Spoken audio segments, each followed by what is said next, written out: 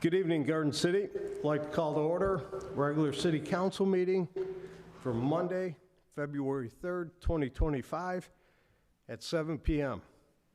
First order of business is our opening ceremony, which consists of the national anthem, followed by the Pledge of Allegiance, followed by a moment of silence for those service members who have given their lives for our country and also for the victims of the tragedies that have happened in the last period of time here. If everyone would please rise.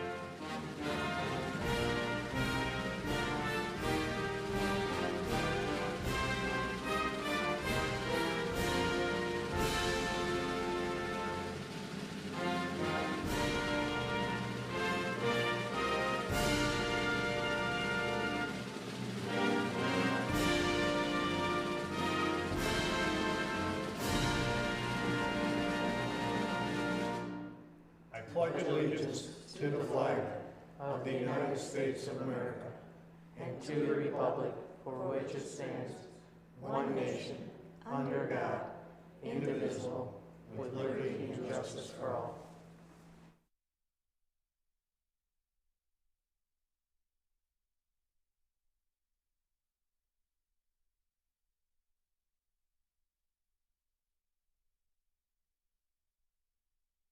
Thank you. Mr. Smith, if you take roll call, please. Mayor Jacobs. Here. Mayor Pro Tem Dold. Here. Councilmember Hughes. Here. Councilmember Witt. Here. Councilmember King. Here. Councilmember Dold. Show Councilmember Dold absent and excused. Councilmember Karafotis. Here. You have a quorum of 6. Thank you. Item 4 is the approval of the agenda. Mayor, Councilmember Witt. I'd like to make a motion to approve the Monday, February 3rd, 2025 council meeting agenda as presented. Support. Support from Councilmember Karafotis. Discussion from table. From the public. All in favor? Aye. Opposed?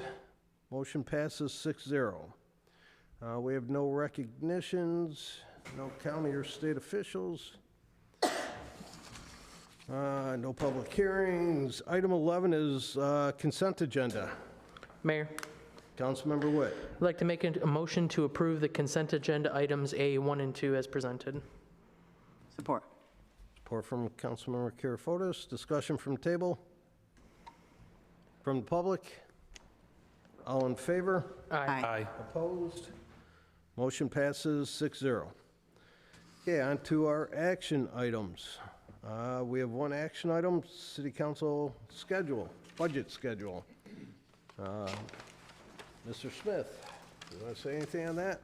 So just quick overview is what's in front of you is just kind of to help the council map out what will happen at each meeting going forward as we go through the project process, just part of being open and transparent so we know that we're going to complete things efficiently and on schedule. Thank you. Okay, motion is in order. Mayor, Councilmember Witt. I'd like to make a motion to receive the fiscal year 25-26 budget preparation schedule. Support. Support from Councilmember Hughes. Discussion from table. From the public. All in favor? Aye. Opposed? Motion passes 6-0. Okay, we have no other business. We have Mayor? I don't know if I should, I have a something I want to bring up. I don't know if I should do it under other business or my comments. Probably under your comments. Okay. Let's do your comments. For right now, we'll do item 13, which is public comments, non-agenda items only, which is not a lot on there. Anybody wishing to speak? You have 3 minutes on non-agenda items. Nobody? Okay. City managers report. Thank you, Mayor and Council. Really just have one comment from last meeting. A citizen asked that we address a construction site issue around Shotgun Ford there. The very next morning, as again it occurred, we were out there, our building department, it was cleaned up. As to the issue of the Porta-John, they actually own a building immediately adjacent to that and have a bathroom inside there, so they're able to use that instead of requiring the Porta-John. It's within very, very short walking distance. But the remainder of it, we give the heads up that the site isn't up to par, and we were able to get it cleaned up pretty quickly. They were very responsive. In fact, I drove by there by, I think, 10 a.m. the next morning, and it was much better than was described. And I just encourage any citizen who witness any construction or any ordinance issue to give us a call as you're seeing it happen. If things are blowing down the street, please let us know. We'll get onto it. We have ordinance officers working, and if we don't, we have police officers that can at least stop it, and then we'll get the building department out there. So appreciate the input, and that's all I have. Thank you. Mr. Smith. Nothing tonight? Mayor Pro Tem Dold. I've got a couple things. First, I'd like to thank City Manager as well as Priority Waste. We had a huge accident on Lather Street. They broke a hydraulic line and there was literally oil from corner to corner, curb to curb. I got a hold of the City Manager. He made some phone calls. It was cleaned up pretty quick. We didn't understand when they put the quick dry down, it takes 2 or 3 days to absorb the whole mess. So I went back the next day. I was a little aggravated. Made another phone call, was assured that it would be cleaned up, and it was. They did a nice job, and I'd like to thank them for that. I would also like a copy of the Park and Director's contract, Park and Rec Director's contract, as well as I'd like to make a motion to put a freeze on all spending out there, except for all necessities, such as the lights, gas, and wages. We need to get a grip on the problem out there. Obviously, there's a huge problem, and I don't have no idea what's going on. I don't know why council is being kept out of what's going on. But until we get a grip on it, I want the spending stopped. Let's just pay the utilities and wages. Are you talking about at Radcliffe? Yes. Okay. I really don't want to go into too much detail when we've got a workshop coming up. But I support that motion. personally, I see a lot of wasted spending, and I'd like to stop it until we get the workshop under control and get a grip on things. Last thing we want to do is head down the road that we did with the Previous Council and tons of money being wasted. We need to get wise. If we're not in trouble already, we're going to be real quick. If we support that motion, I mean, our workshop is in 48 hours. So, and then we have another meeting on Monday, correct? So we could always, We have a workshop on Wednesday, and then the 17th is our next council workshop, or council meeting. so, I mean, stopping it for 2 weeks, I don't think it's going to put us too far behind if we're just doing the things that, I mean, we already know that we're doing the HVAC and getting those quotes and stuff like that. So I think that Mayor Pro Tem Dold is just worried that there's things to be done that maybe we don't need to have done because we're going to make other decisions shortly. Is that right, Mayor Pro Tem? If I could just ask, though, we do have a meeting on Wednesday, and then we are on Monday having an actual council meeting for votes. I've already instructed staff to restrict anything that would go beyond what was already intended over a very short period of time, even on the imagination station and things like that. Only that which needs to be tied up to essentially keep the room like white boxed, if there's a better term for it. Is that what's happening there? It's just being white boxed? As far as inside there, yes, there's just some things to clean up there. We're not purchasing any equipment with any particular idea for each station, but there are just, exposed pieces there that we would want to tidy up. But there's still a significant amount of money left that was heading towards that's been stopped. And we're trying to really put it in a place where until after Wednesday and after we can get some direction from council, we're not going to expend any major funds that would have become prohibitive for anything else to occur. I think a different vision will probably be one council will hear about on Wednesday, and just give us the opportunity to do so. Well, no disrespect, but I've heard this before. The last time we had it, when we shut this down and we reopened it, we was given a verbal agreement that money wouldn't be wastefully spent, I say. To me, that cafeteria is a waste. The card readers is a waste. We still don't know what's going on with the handicap bathrooms that we have. We had a grant of $200,000 that I'm not sure about the direct cost, but I think there's about 150, 60 left of that after we paid an advisors and somebody to do whatever. I just see tens of thousands of dollars that are going to nothing. Well, as far as the card readers are concerned, as I've answered a few questions, but not public about. I was planning on addressing this on Wednesday. There are certain things that can be grant funded to that building that it can assist what would go on there for our renters and for our own access and save us some money. One good example is one of the security keys. Whenever it has to be rekeyed, is $50 to replace a whole significant amount of money. Actually, I engaged in a conversation with Councilmember Karafotis about this today, just researching the cost of the initial install, which is grant funded on those card readers, versus constantly replacing and rekeying doors at a cost that far exceeds, I think, what we intend over time. When you replace a key fob on a door, it's about $2 to $4, I was told, but it is extremely cheap, and you can turn on and off their access, but to replace and rekey keys is $50 a piece. So with part-time staff coming and going, key control, and the loss of keys just in the normal operation of business, I think over a long term, we do pretty well with those card readers, given that we can buy them now under grant money. That's a building thing that goes with the building forever. However, adding new features such as pieces of the Imagination Station, adding new things that won't produce some type of viable result for the building. When someone walks in the front door, we do need a place outside of where they have a desk sitting in the middle of the hall right now. I don't think long-term, no matter what we do with the building, we'll need some type of station for someone to be sitting and be protected from someone sneaking up behind them and things like that. So there's some things I think that are occurring there that have some long-term benefit. There's some others that we've stopped that I think will have, that council may want to change directions on, and we want to leave that possibility open. But, I agree with some of your thoughts. My main concern is this is a recreation center. We virtually spent nothing on recreation. We got cookie decorations, we got cupcake decorations. We put no money into the gym. That's the biggest thing.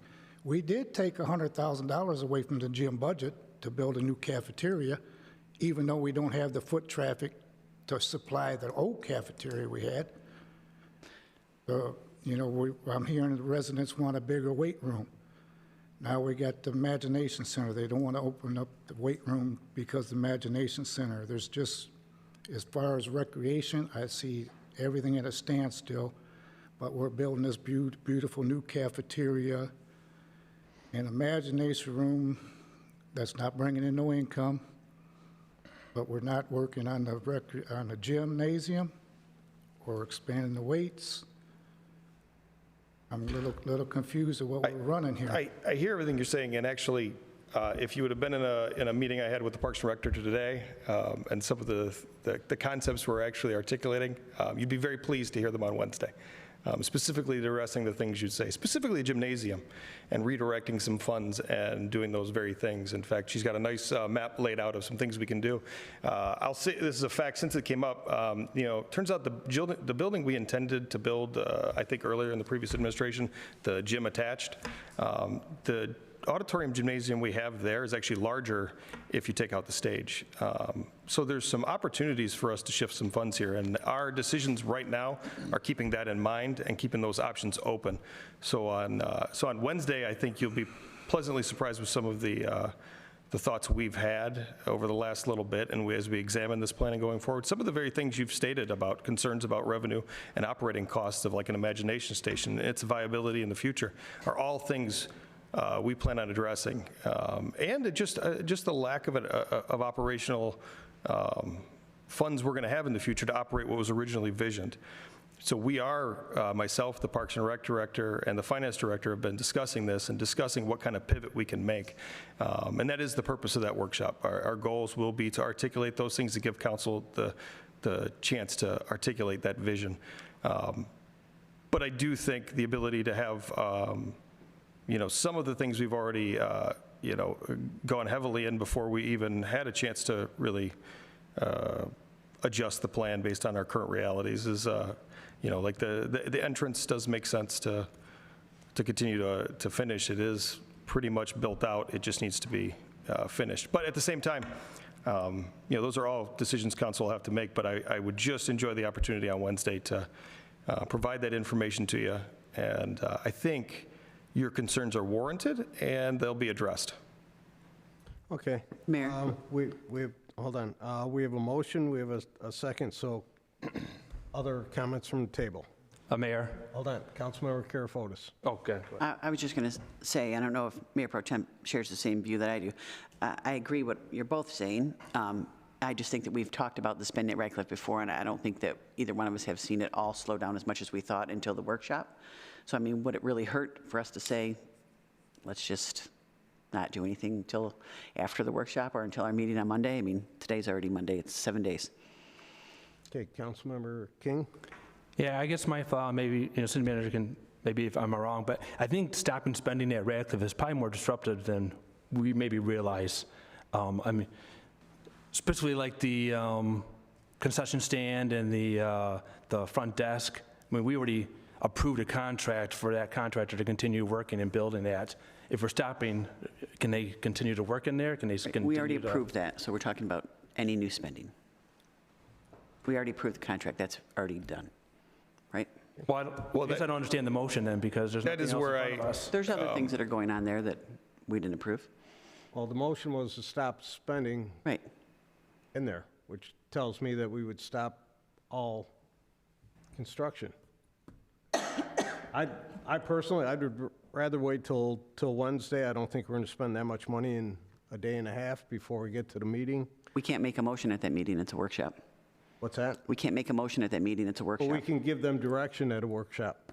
We don't have to vote on it. If he comes out and says we're not spending anything else, then we wouldn't need a vote anyways, and then on the 17th, we could make motions to, We already gave that, I gave that direction 3 weeks ago. Right. So Mayor Pro Temp sounds like he's not satisfied with that because We gave them directions months ago to start on the teaching kitchen.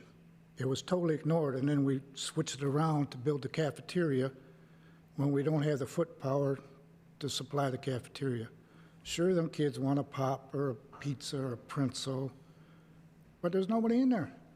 The dance class, the cooking class, I mean, we should be functioning on getting people in there to pay for classes. I mean, Well, if I may speak. I guess I got a lack of trust now.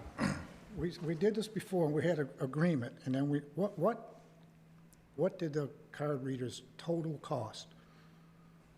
Are you gonna tell me that wouldn't have been a significant improvement in the gym? New mats, maybe some hoops, something to get everybody in there, a family thing, self-defense classes, cheerleading. I know my granddaughter's got to pay $150 an hour for cheerleading in Livonia because they have these mats. We don't have none. I mean, that's $150 an hour. We're doing $10, $12 classes. We can't pay the bills like that. I got a lack of trust on what's going on over there. We're being laughed at, literally. I got around council again. That's what I'm hearing. And I talked to dozens of residents, It's the same thing. I don't know who's running that, who to trust, straight up. Mayor? Councilmember This King. is no offense to Pro Tem Dole, but the concession stand and the entry welcome desk, or whatever you want to say, that was approved by council, so I don't know if that's a good reason to stop spending at Radcliffe when that was approved by council. Now, the card readers, I mean, I don't know. I'm assuming they were less than 10 grand if, because that did not come from council. No, over time, the system we inherited from Schoolcraft allows us to add card readers to rooms. We have a significant problem with the size and the layout of that building. We are putting programs all over that building. Right now, staffing requires at a minimum 2 people to at least oversee all those operations. That staffing problem is a bleed on our revenues. Yep. I disagree with nothing you say in the terms of that we have real financial problems in relation to the operation of that building. And it's why I requested a workshop on Wednesday to address this. I think we need to make a drastic turn away from the vision that was originally presented. But 5 months ago, I took over and inherited a vision done by somebody else. And I've been asked about a teaching kitchen. That's $350,000. It's budgeted right now. If you would like, which I do agree, the gym is actually in our Parks and Rec master plan. That is where a direction I think the community would want us to go. Ultimately, it's council's decision. Ultimately, just like the concession stand and the front desk is council's decision. But to make the turn we're going to make, it requires some examination of the issue and an understanding of the totality of the circumstance. I have that picture now and am prepared to make some pretty significant recommendations in relation to it and leave to council what actually they'd like to do with the remainder of the money left with that fund. And then some other ideas which I think can combine some community interests that could save us some money. But the card reader part really does make sense in the sense that it allows us to lessen the amount of staff needed to monitor who's in what room and who's not. If a senior citizen checks into a room, we want to know that. I don't want them walking through an open door, having a medical issue, and us not knowing who's where. When the concession stand is built out, they should have some TV screens with cameras monitoring the building, but also, like having done that job myself at a police department, you're not there 24/7. You want to know who's where. The card reader will let them know who enters where and who doesn't. It'll add some elements of safety. Additionally, we have tenants there. We have tenants who have keys that have access to our building with no accountability when they enter or when they exit. And the card readers are important for that as well. So there's some decisions that can be grant funded that can make that building more easy to operate, lessen our costs, and allow us to have tenants there, which I think is something we're going to have in order to be able to maintain just the basic cost of that building. So there's some decisions like that that I think we're in for a penny, a little in for a pound on. There's others when it comes to the Imagination Station, even the teaching kitchen itself. I think at this point, council should have an opportunity to see what could be if we change the scale of the teaching kitchen, the location of the teaching kitchen, and some things there where maybe we can get some of those goals met that council had, but also have some additional ones that really benefit the community according to their master plan. All those are being worked on. What is it? 18-wheelers don't stop on a dime. And you have to be conscious that, the citizens and council were sold a vision that is becoming more and more likely, needs to be addressed significantly and will be. But there are some things where we do have to spend a certain amount of money by November of 2025, or we lose that money.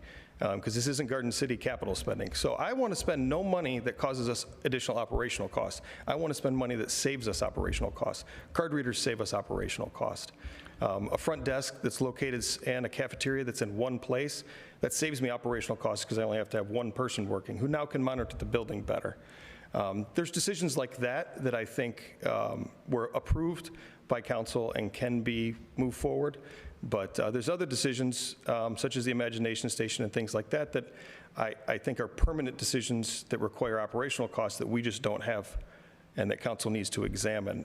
But again, this is all discussion intended for Wednesday. Just for clarity, I was concerned that based on the comments that I would have been directed to stop the concession stand and not just with the front desk. And I just walked in there the other day, and the front desk was, it's getting close, and it doesn't need to continue to maintain being that open. I don't think we can leave it like that. Also, as to selling some pops and pizzas and things like that, I think because we have a ton of middle school coming over right after school, actually. I was just over there on Wednesday taking a tour with the library at the building, showing them some of the facilities we have and were originally planned, making some discussions with them. I witnessed, I had to say at least 20 kids in there.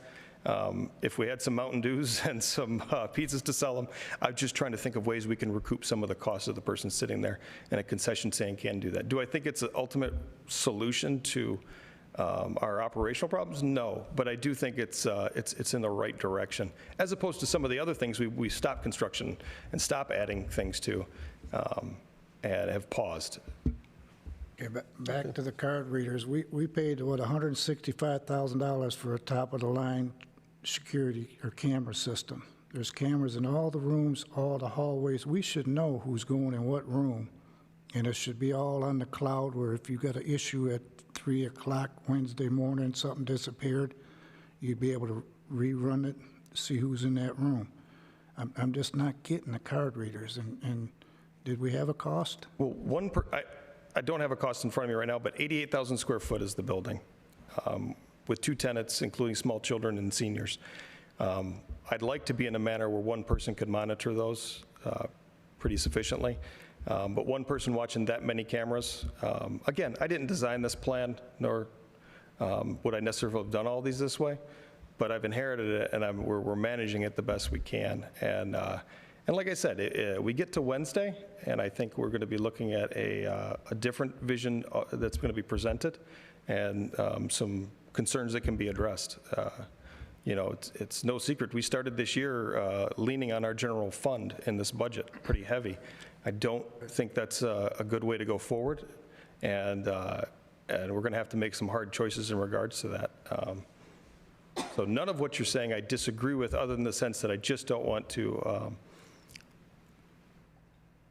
stop things that are going that will lead us, that we're going to finish anyways, because we're counter pressure. Get this done, get this done, get this open. At the same time, there was a lot of pressure on, but hey, let's not do certain things. So we've gotten some mixed messages in terms of get this open, get this done, but all the while we're very concerned about the costs, and those were being articulated to us by council. And I think sometimes we divorce the two things. The first thing we have to do is develop a financial plan for the building that allows us to go forward and provide value to the citizens, and understand that the vision that was originally presented has to be changed. Okay, further comments from the table? I mean, yeah, Mayor. Councilmember Witt. I mean, in defense with like the cameras and the card readers, like the card readers will be great, but cameras, yes, they're there, but they're not facial recognition for, people walking into rooms. So we know, and we'll have a scan of a card going into these certain places. So it's necessary that if some sort of medical emergency were to happen, or we'll know where somebody is if we get a phone call from outside. So I don't agree. We already stopped the spending once. There's a vision in place. We're less than 48 hours from this workshop that we requested.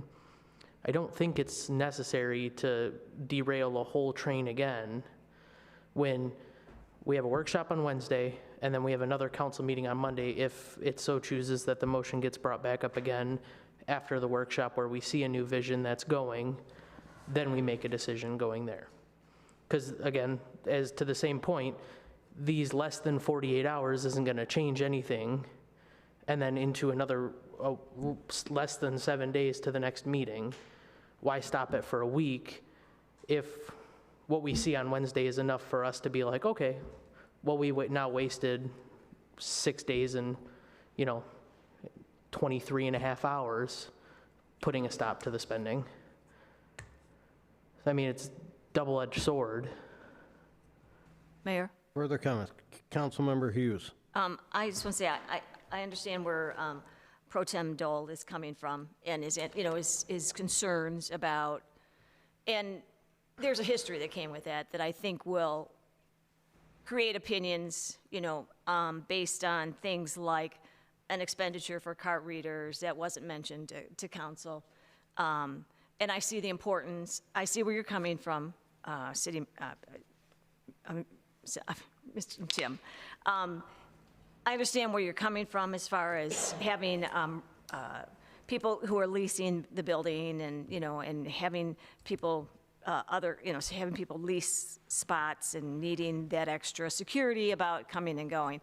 I also agree that I don't know that we do have the meeting in 2 days, and I don't know by stopping it what that will accomplish. But I thought that our next meeting is a budget meeting, isn't it? It is. So we can't discuss these kinds of things, or can we discuss these kinds of things in that meeting, at the budget meeting? So yeah, so the budget meeting is on the calendar as a meeting. Council does have the option to put, an agenda item on there. We would just coming from clerk world, my standpoint, I would like, if we want to just consider stopping the spending, we can, any member of the council, Mayor Pro Tem, Mayor, can recommend that be put on Monday's agenda as an item. It would be under other business. We could word the motion how we want it, so there's no confusion on it. That's the one thing when we don't have prior notice of motions, it's like make sure that what we intend is what we say, so Right. the motion gets transcribed correctly. Just from the clerk's standpoint, after the workshop, if something we still want to explore this route, you can just get it to me, get it to the city manager. We can put that as an agenda item after our budget goal setting on Monday under other business, and then we can do it then. Mayor? I like that. Just, the way I was addressing it, and I asked the question of, I think that's a good way to handle it, is if we go to we've scheduled this workshop, and we're going to see what's presented, and then we have your promise that not much is going to be happening as far as new expenditures anyway from your plan at the moment. So then that gives us the ability to maybe discuss or approach Mayor Pro Tem's concerns at the budget meeting, if we can include that. Okay. Councilmember King. Just a clarification for Brian. The budget, is that a workshop that's next Monday, or? So no, the budget meeting is actually a meeting. Okay. So it's on our scheduled meeting calendar. It's got a little asterisk that says budget meeting. Okay. But that is an actual council meeting that was published and publicized well in advance. Okay, thanks. Okay. Further comments from the table? I request a roll call vote for this. Okay, hold on. No more comments from the public?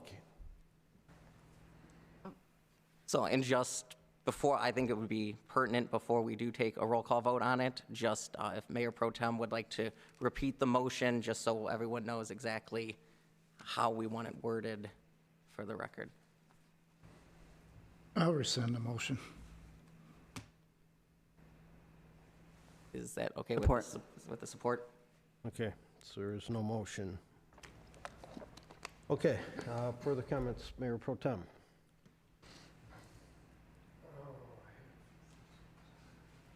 Turned it off. Oh, that's all. Okay, Councilmember Hughes. Nothing today, just everybody enjoy the rest of their week. Okay, Councilmember Wood. Nothing today, Mayor. Councilmember King. Just a reminder that they did post on the city website the master plan survey.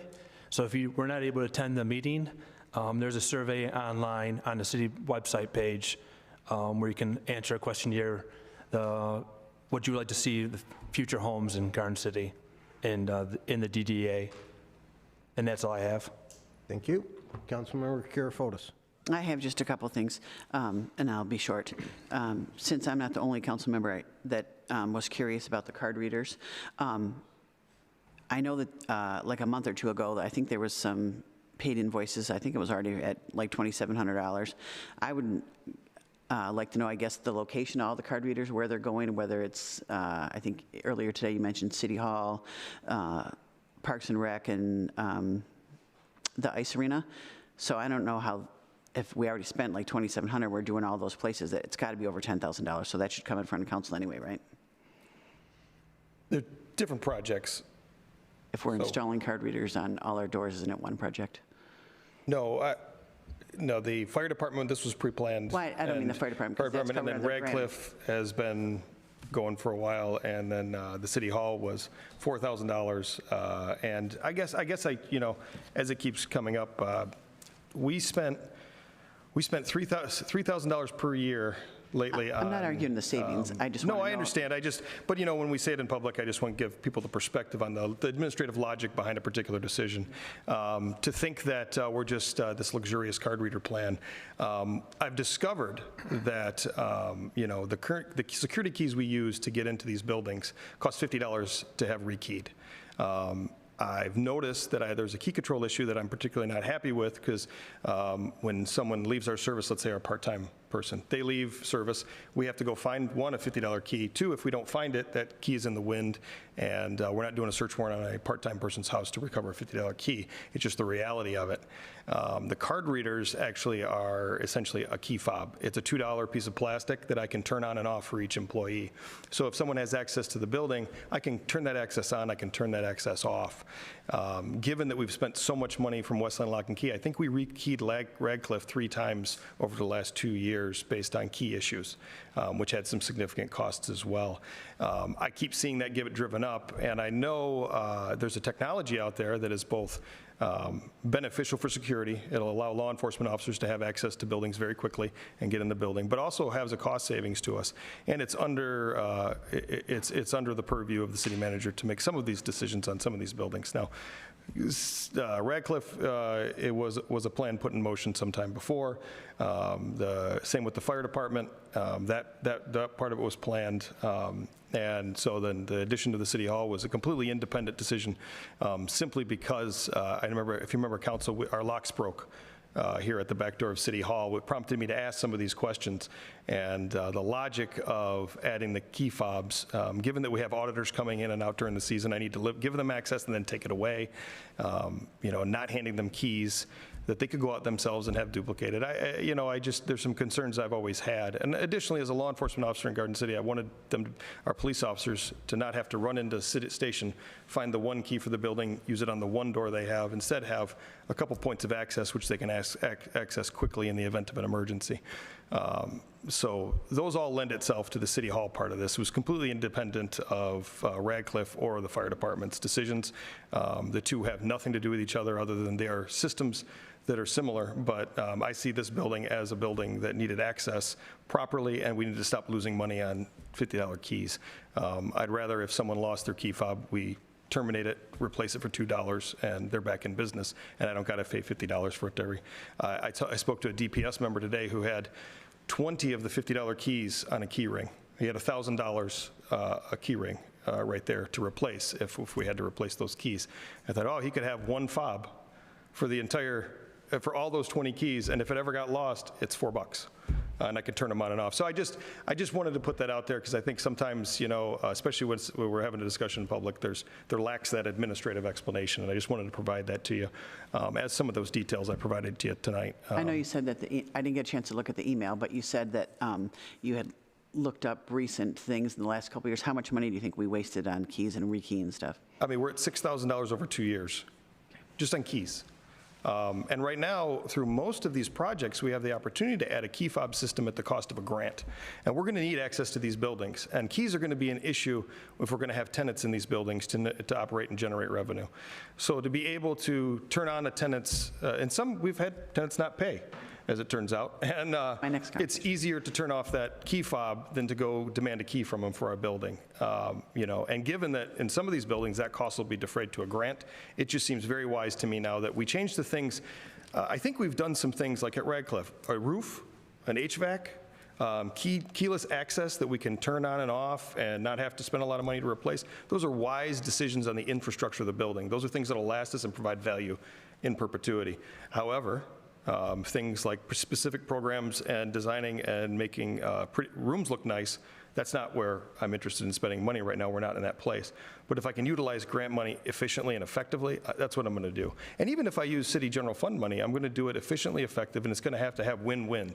One, I think at the City Hall, for example, it'll save us money. 2, it'll provide law enforcement quicker access. And 3, it'll be able to allow people to enter who are contracting here that we want to allow access to temporarily, and we don't have to worry about the loss of a key or granting access to someone we don't, a disgruntled employee, a disgruntled ex-employee, because there's probably keys floating out there, and we've had to have rekeyed a couple times, and that's expensive. So, no, I just want to make sure, I apologize, I don't want to hijack your comments, but I just wanted to clarify that particular issue, because I think if I was sitting at home, I'd be like, what are these people doing with card readers? But there is a pretty logical explanation by it, and I think at the end of the day, we'll stop spending $3,000 a year on locksmithing, and we'll start just being able to turn on and off access to people and operate a little smarter and a little safer. Okay. And that led right into my next comment. I asked today if the tenant, T-Lab at Radcliffe, was up to date on his rent. He's the one that we didn't get rent from for 2 years. He just paid up in December. He is, again, not up to date on his rent. So I would like council to maybe discuss and direct the city manager that we should just be done. We have to stop letting this renter. I will say that there are legal, I realize that.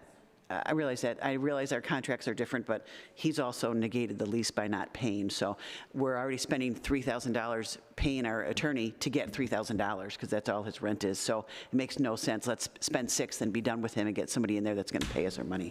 I believe, city manager and I have talked about that, but I believe there's a process that we have to follow. I understand that. I believe he's not extending anything. He's not saying, we'll give you another month.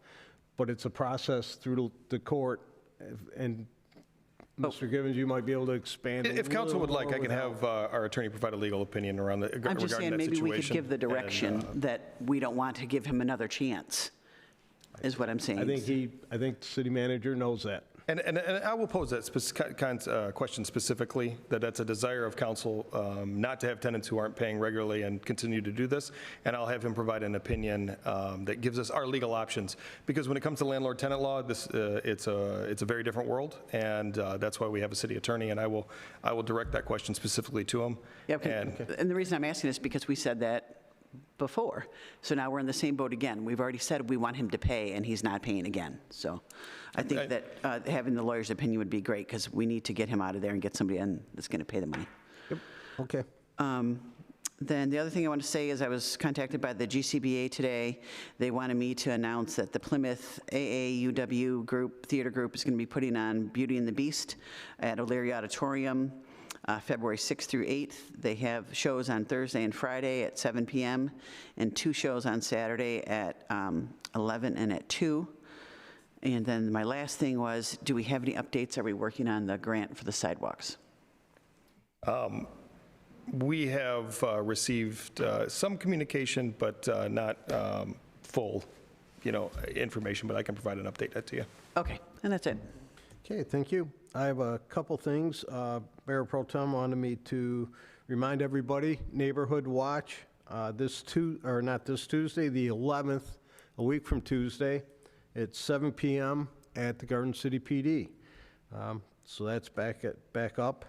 And I just wanted to comment, this weekend was kind of busy, and this is, I believe, what makes Garden City so great. We had 3 fundraising events going on. Friday, the American Legion did a spaghetti dinner for their veteran charities, and that was well attended. I don't have numbers on any of these, but Saturday, the Haven of Love at Sports Venue for their pet rescue went off.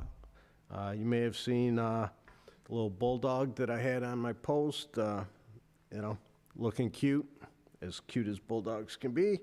But that was well attended and awesome. Sunday, Joe D's did their 20th annual broomstick pool tournament. Again, they made a lot of money for our Garden City Pantry. They will be here at our next regular council meeting to give us an update on that. But all 3 events, well attended, all for great causes. And I just want to thank the residents of Garden City and the people that put them on. A lot of volunteers that took the time out to put baskets together and work them. They were well attended, and they made a lot of money for a lot of needy people and animals. Having said that, no further business. This meeting is adjourned. Thank you.